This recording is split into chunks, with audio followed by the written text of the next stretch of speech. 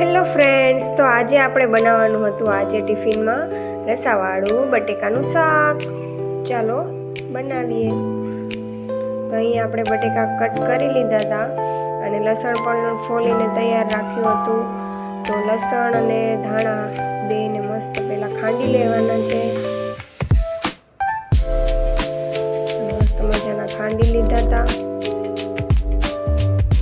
ખંડાઈ જાય એટલે બટેકાને 1 થી 2 પાણીએ પહેલાં ધોઈ નાખ્યા હતા. તમે મસ્ત મજાના ધોવાઈ જાય 1 થી 2 પાણીએ ધોઈ સરસ મજાના, અને પછી તેને શાક માટે વાપરવાના.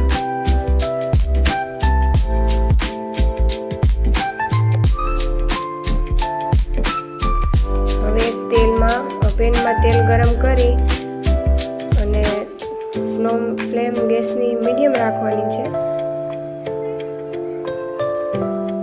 તેલ ગરમ થઈ જાય એટલે તેની અંદર થોડી કમથી રાઈ, તમને જેવી સ્વાદ પ્રમાણે સારી લાગે એવી રીતે, વધુ નાખતા હોય તો વધુ નાખવાની, અને થોડુંક આખું જીરું નાખી દીધું હતું.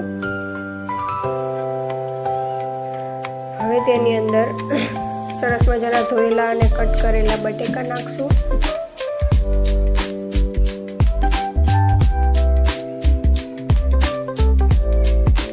બટેકા નાખી દઈએ એટલે તેની અંદર આપણે લસણ અને ધાણા વાટેલા જે હતા એને પણ નાખી દઈશું.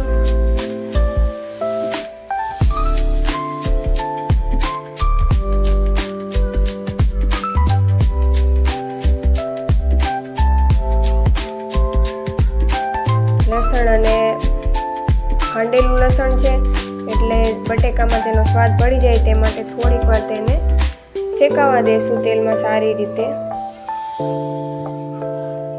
હવે શેકાઈ જાય એટલે તેની અંદર સ્વાદ પ્રમાણે મીઠું, હળદર, ધાણા જીરું અને તમે જે રીતે તીખું ખાતા હોય એ પ્રમાણે એમાં મરચું એડ કરીશું.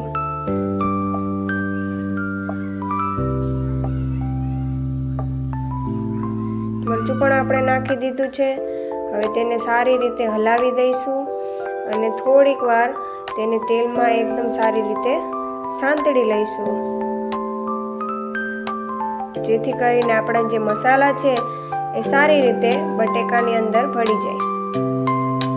થોડીક વાર આપણે તેલમાં તેને શેકાવા દીધા છે.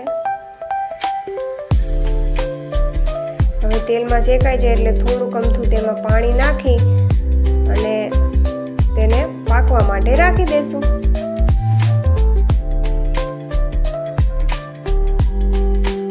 હવે તેમાં જરૂર પ્રમાણે પાણી નાખી અને તેને પાકવા રાખી દેશું.